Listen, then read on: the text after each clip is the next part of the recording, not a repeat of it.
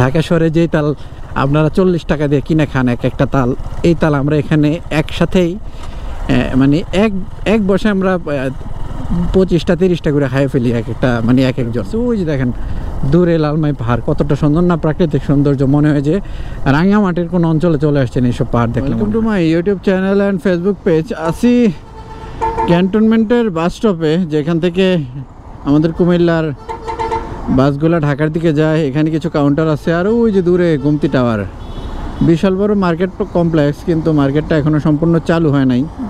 But চালু হইলে আমার মনে হয় বিষয়টা খারাপ হবে না। যাব এখন আমাদের এলাকার দিকে, বাড়ির দিকে। ক্যান্টনমেন্ট আসছিলাম একটু কাজে, কাজটা শেষ প্রায়, তো বাড়ির দিকে রওনা দিছি। যাওয়ার পথে পাশেই যেই এরিয়াটা দেখতেছেন, এটা সংরক্ষিত এরিয়া লেখাই আছে কুমিল্লা সেনানিবাস।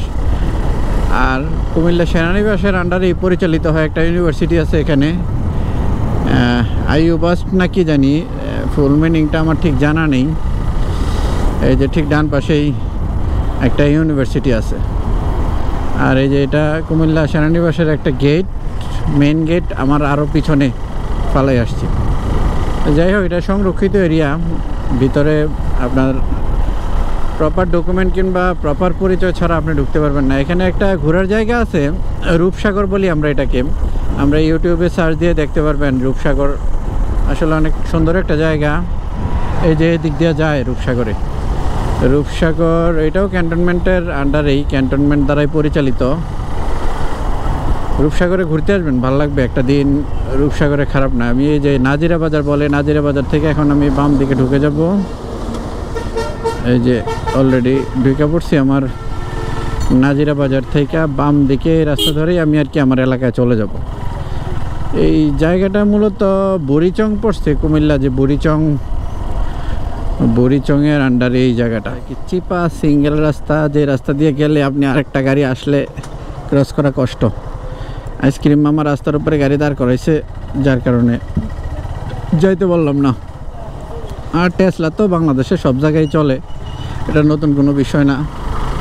প্রচুর টেসলা দেখতে পাবেন এসব গ্রামের রাস্তায়। শহরে তো আছেই, শহরে গ্রামের রাস্তায় এটা মাইনে নেওয়া যায়, কোনো বিষয় না, কারণ গ্রামের মানুষজন চলাফেরা করবে কি দিয়ে, এখন তো আগের মতো রিক্সা চলে না, যার কারণে টেসলাই একমাত্র বাহন যার মাধ্যমে গ্রামের মানুষজন চলাফেরা করে।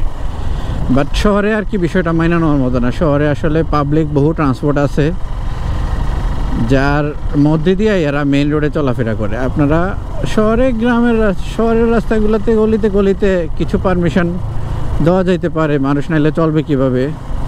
বাট শহরে তো প্রচুর রিক্সাও আছে, টেসলা চলার দরকার কি? টেসলার কারণে আমি বেশ কয়েকবার অ্যাক্সিডেন্টের শিকার হয়েছি। এরা আসলে যখন ডাইনামামে যায়, এরা কোনো কিছুর তোয়াক্কা করে না, হুটহাট ডাইনামামে ঢুকাই দেয়, যার কারণে অনেক সময় আমরা অ্যাক্সিডেন্টের শিকার হই। রাস্তাটা করছে আসলে অনেক দিন হয়েছে, যার কারণে রাস্তাটা একটু ভাঙ্গাচুরা হয়ে গেছে, কিছু কিছু জায়গায় কাদা টাদা জমে। তবে মোস্ট অফ দ্য রাস্তাই ভালো। সামনে একটা জায়গা আছে বেশি কাদা, ওই কাদার মধ্যে দিয়ে তো আমাকে যাইতে হবে, কিছু করার নেই।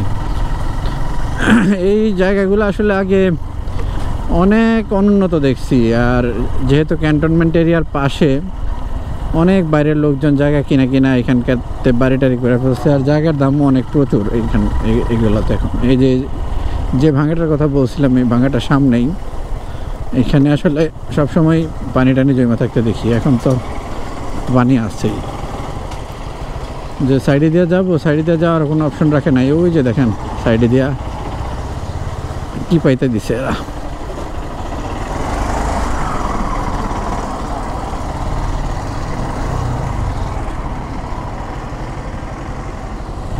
সেই পাটা ভরাইলাম, এই কাদা পানিতে পাটা ভরাইলাম, সাইডে দিয়ে যাইতে যায় সামনে যায় পাটা একটু ধুয়ে ফেলতে হবে, কিছু করার নাই। আমার পায়ে স্যান্ডেল পরা ছিল, যার কারণে খুব একটা সমস্যা হয় নাই। স্কুল মনে ছুটি হয়েছে একটা সময়, আমরা স্কুলে পড়তাম যখন, তখন স্কুল ছুটি হইলে খুব আনন্দ লাগতো, তাই না?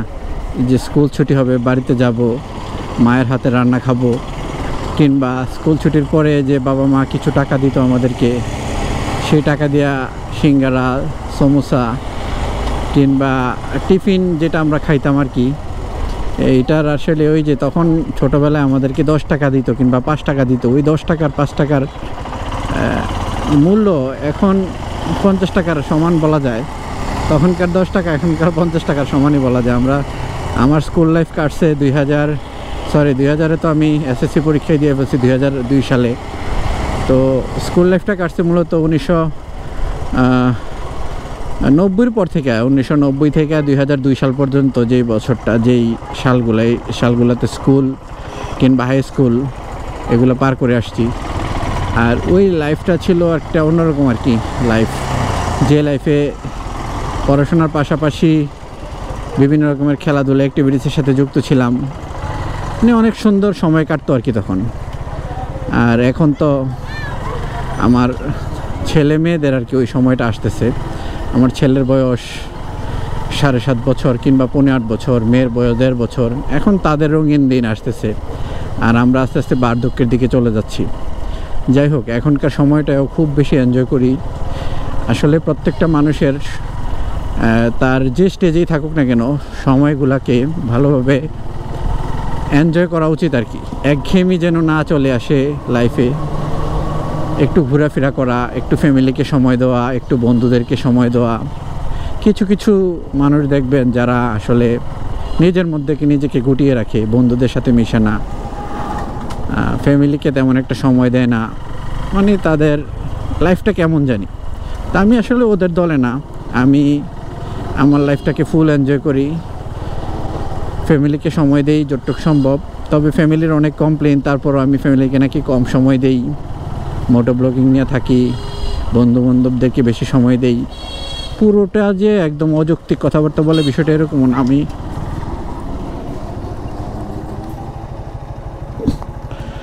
পুরোটা যে একদম অযৌক্তিক বিষয়টা এরকমও না, কারণ বন্ধুবান্ধবদেরকে প্রচুর সময় দেওয়ার চেষ্টা করি। আমার এলাকায় যে বন্ধুবান্ধবরা আছে, যারা আছে, বেশিরভাগই আসলে প্রবাসী। তারা বিভিন্ন সময় এক একজন দেশের বাইরে থেকে আসে। আর এই মুহূর্তটাতে যেটা হয়েছে, মানে একসাথে 5-7 জন চলে আসছে। তো আসলে সবাইকে আলাদা আলাদা সময় কিংবা একসাথে সময় দিতে গেলেও প্রচুর সময় ওই দিকটাতে ব্যয় হয়ে যায়। যার কারণে ফ্যামিলির একটা কমপ্লেন যে সব সময় যে বন্ধুদেরকে বেশি সময় দিয়ে ফেলি। আসলে বন্ধুবান্ধব ছাড়া তো জীবন চলে না, জীবন অচলই বলা যায়। তারপরও আর কি চেষ্টা করি এর মাঝখান থেকেই ফ্যামিলিকে সময় দিতে। এই যে খুব চমৎকার একটা জায়গায় চলে আসছি, খোলামেলা জায়গা। এরকম খোলামেলা জায়গা আগে আমরা যখন স্কুল লাইফে ছিলাম পুরোটা রাস্তায় খোলামেলা ছিল, বাড়িঘর তেমন একটা ছিল না। এখন দেখেন আস্তে আস্তে 1-2টা করে বাড়িঘর হচ্ছে। এখানে একটা হয়েছে, ওইখানে একটা হয়েছে, এদিকে জায়গা ভরাট করে ফেলছে, সামনে আরও জায়গা ভরাট করে ফেলছে।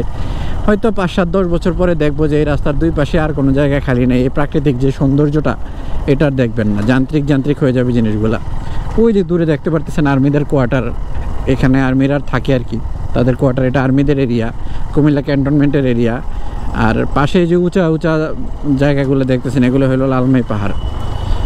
তো মূলত কুমিল্লা ক্যান্টনমেন্টটা সম্পূর্ণটাই লালমাই পাহাড়ের উপরেই বলা যায়। যার কারণে প্রাকৃতিক একটা সৌন্দর্য, লালমাই পাহাড়ের সৌন্দর্য তারা সবসময় উপলব্ধি করে। দেখেন মাটি ভরাট করে সব ভরে ফেলতেছে। তো আসলে আমরা কোন দিকে এগিয়ে যাচ্ছি জানি না। যার যেখানে মন চায় মাটি ভরাট করে ফেলে, যার যেখানে মন চায় কৃষি জমি ধ্বংস করে ফেলে, যার যেখানে মন চায় পুকুর ভরাট করে ফেলে। তো কেমন জানি হয়ে যাচ্ছে আর কি সব কিছু। আমরা ছোটোবেলায় যেটা দেখছি যে আমরা ধান ক্ষেতের মধ্যে মাছ হইতো, বিভিন্ন সময় আমরাও মাছটা ধরছি, কিন্তু এখন আর জিনিসগুলো নাই, এখন হারাই গেছে ধান ক্ষেতে, এখন আর মাছ পাওয়া যায় না। তারপরে এই যে বাড়িঘর, ওইটা প্রাকৃতিক সব জিনিসগুলো নষ্ট হয়ে যাচ্ছে। যার কারণে আসলে এই যে সভ্যতার পরিবর্তন হচ্ছে, চেঞ্জ হচ্ছে, জিনিসগুলো আসলে মেনে নিতে পারি না আর কি। অনেক সময়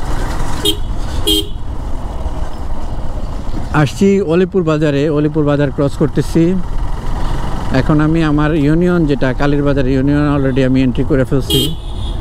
অলিপুর দিয়া দেন মোস্তফাপুর, মোস্তফাপুর পরে রংধনু বলে একটা জায়গা আছে, রংধনু দেন আর কি আমার দিগলগাঁও, দিগলগাঁয়ের পরেই আমার হাতিগাড়া গ্রাম, যে গ্রামে আমি থাকি।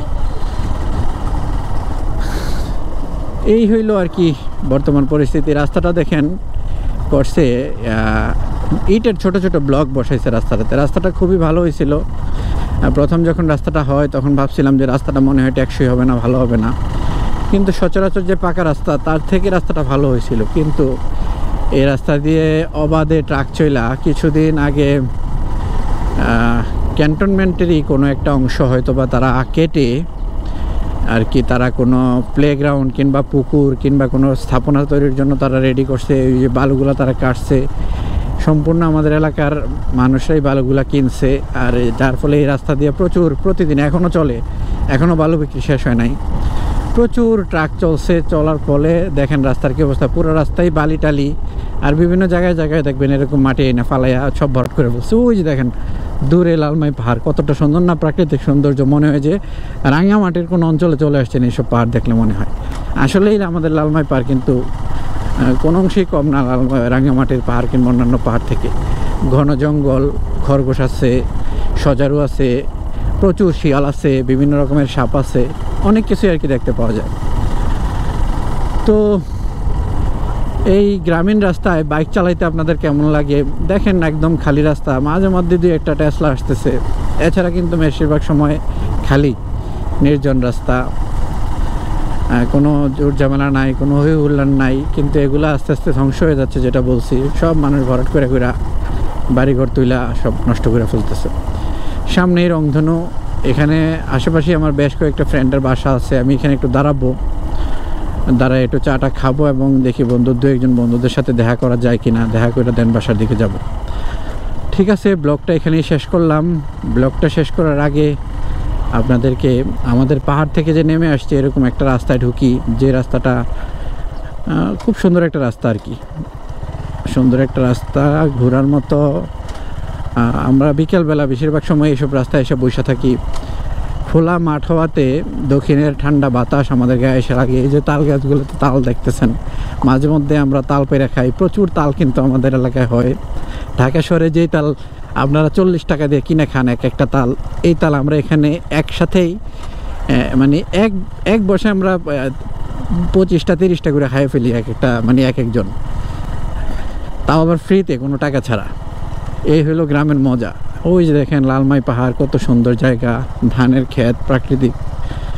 এই যে পাখি বা রাস্তার মধ্যে নির্দ্বিধা বসে আছে, ওদের কোনো চিন্তা নাই। এই হইল গ্রাম। তো ঠিক আছে, ব্লগটা এখানেই শেষ করলাম। আশা করি এই গ্রাম বাংলা প্রকৃতি আপনাদের ভালো লাগে। আর পাশাপাশি যদি ভালো লাগে থাকে আমার চ্যানেলটা সাবস্ক্রাইব করে দিবেন, ফেসবুকে যারা দেখেন ফলো দিয়ে দিবেন। আপনাদের জন্য এরকম মোটরসাইকেল ব্লগের পাশাপাশিও এরকম প্রাকৃতিক সৌন্দর্য নিয়ে কিংবা আমার এলাকা নিয়ে কিছু ব্লগ আপনাদের মাঝে শেয়ার করব মাঝে মধ্যে। আপনারা ব্লগগুলো দেখবেন আর অবশ্যই কমেন্টে জানাবেন কেমন লাগে আপনাদের এই ধরনের ব্লগ, তাইলে আরও বেশি বেশি করে করব। আর প্ল্যান আছে চিটং ট্যুর দেওয়ার, ট্যুরের ভিডিওগুলো আপনারা পেয়ে যাবেন আমার ব্লগে। সবাই ভালো থাকেন, see you next time, another blog, another place, another time. Okay, আল্লাহ হাফেজ।